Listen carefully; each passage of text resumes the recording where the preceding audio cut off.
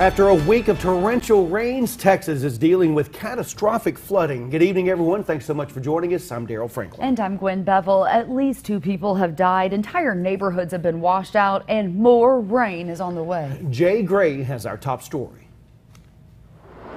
Central Texas is underwater right now. Everything is swollen. Our lakes are swollen at capacity, our rivers, our creeks, our streams. So there's nowhere for water to go. So it's pushing into homes, overrunning roads and bridges, tearing away docks, tossing boats, swallowing everything in its path. It's very tough. I've lost everything I own now, inside and out. And the water is still rising. Luckily, she got pinned up and got where she could get out. I just told her to go ahead and get on my back and just wrap her arms around me, and I was going to get us out. First responders carrying out dozens of high water rescues, including this sheriff who had to be pulled from the roof of his SUV. In areas where they can, survivors are trying to clear away the mud and water, trying to piece together what the floods left behind. It was all scattered. We're just trying to make piles. And trying to make sense of this disaster. We really are not sure if this disaster has fully unfolded. With more rain on the way. Jay Gray, NBC News, Dallas. Those images really put into perspective Really how is. much water they're dealing with.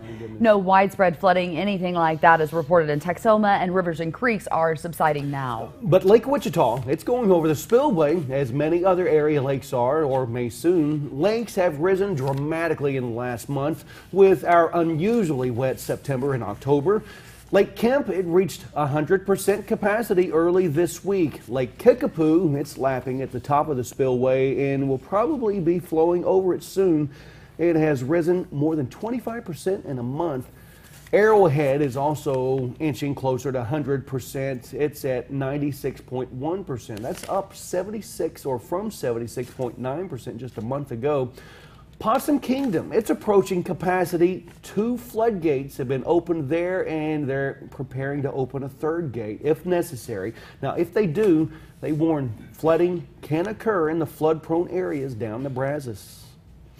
Kevin's standing by in the Weather Center right now. So we are wondering now what our rain chances around here look like going into the weekend, Kevin. Pretty good here. We're going to get some rain for overnight tonight into the day tomorrow. But as you see by the pictures that Jay was showing us, extraordinary rainfall totals across central Texas. The brighter the color, the more rain, much of central Texas, and even more in the eastern parts of the state. But the flooding and that river flooding has been, well, focused really in the central portion of the state. West of Hillsboro, 7.4 inches over the last 5 days. Now, these are rainfall estimates based on radar, but you go west of Waco, you're at 6 inches, 6.5 to the northwest of Austin and northwest of San Antonio as well. And guess what? We're not done. This is a rainfall forecast for the next 7 days. Again, the brighter the color, the more the rain. In Waco, we are looking at a potential total over the next few days into next week of 3 1/3 additional inches of rain, and anywhere near 1.5 inches or even a little bit above in San Antonio and Austin and further westward into San Angelo. We'll talk about our rainfall. It's not that much. Coming up in just a couple of minutes, guys. Not that much actually sounds pretty good. Yeah. Right Yes. now. Okay, Kevin, thanks. And now is a good time to remind you about our annual coat drive. As temperatures in Texoma drop, many are left cold and without coats. So we have partnered with local businesses to help those without through our annual coat drive. All you have to do is drop off gently used or new coats right here at the station, 4500 Seymour Highway, between the hours of 8 and 5, or at Luxury Bath. They're located at 4107 McNeil between the hours of 8 and 7. Star Bright Cleaners will then clean those coats and deliver them to the local agencies that will make sure that they get to the folks who need them most.